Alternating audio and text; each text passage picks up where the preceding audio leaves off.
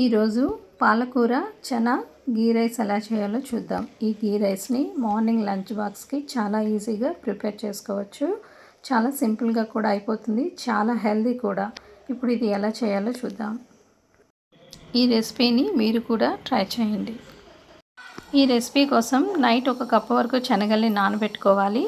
తర్వాత మార్నింగ్ వీటిని కొద్దిగా ఉప్పు వేసి ఉడకబెట్టుకోవాలి.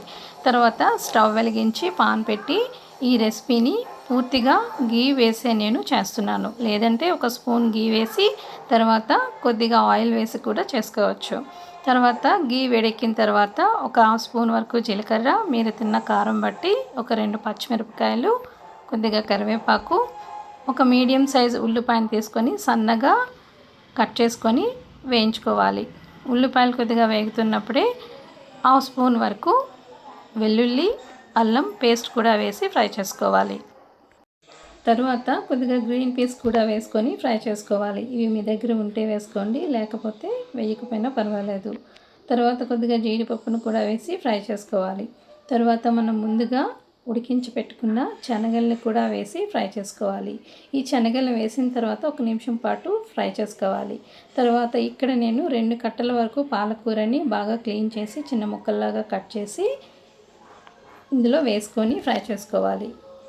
తర్వాత మొత్తానికి సరిపడా ఉప్పుని, పసుపుని యాడ్ చేసుకోవాలి.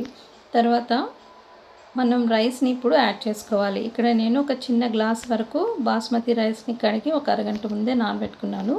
ఇప్పుడు ఈ రైస్ని వేసుకొని ఒక 30 సెకండ్స్ పాటు నెమ్మదిగా జాగ్రత్తగా కలుపుకుంటూ ఉండాలి. 30 సెకండ్స్ అయిపోయిన తర్వాత 1 గ్లాస్ బియ్యానికి గ్లాసున్నర వరకు వాటర్ వేసుకొని ఒకసారి కలుపుకొని ఉప్పు కూడా చెక్ చేసుకోవాలి.